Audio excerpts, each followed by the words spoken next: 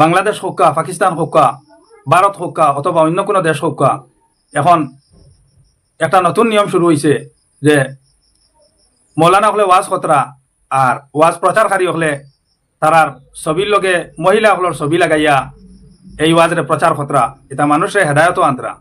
কোরআন আর হাদিসের মধ্যে এইরকম ছবি লাগাইয়া আর মানুষের হেদায়ত আনবার কথা কইছেন আল্লাহ তাআলায়। কোরআন আর হাদিসের কথা বুঝাইতে আর মানুষের সৎপথে আনতে মহিলা হলর ছবি লাগানি লাগবো নি? আর মহিলা হলর ওয়াজ শুনাইতে মহিলা হলর ছবি লাগানি কিতা জরুরি নি?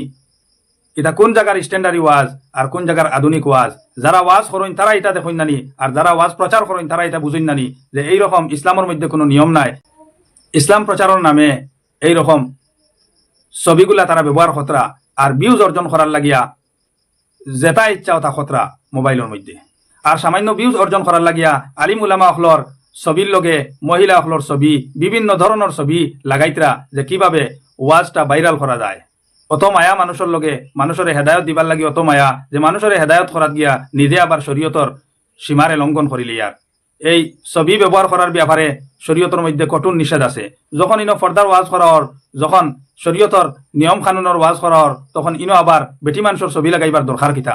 যখন ওয়াজ ইটা ওর ফর্দা করার লাগিয়া শরীয়ত মানিয়া চলার লাগিয়া, তখন ইকানো আর মহিলা হলর ছবি লাগাইবার প্রয়োজন কিতা? একটা ভিডিওর মধ্যে মানুষে ওয়াজ ওখান বালা করে বুঝতো না মহিলা হলর ছবি দেখতো। এটা কোন হলর আধুনিক আর কোন হলর স্ট্যান্ডার্ড ওয়াজ শুরু হয়েছে? যারা ওয়াজ করেন তারাও এটা দেখা দরকার আছে, আর যারা ওয়াজরে প্রচার খতরা তারাও এই ব্যাপারে বিবেচনা করা দরকার আছে। আল্লাহ তাআলা আমরা সবরে সঠিক পথ এবং সঠিক বুঝ দান করুক। আল্লাহুম্মা আমিন। সবাই সুস্থ থাকুন, ভালো থাকুন। আল্লাহ হাফিজ।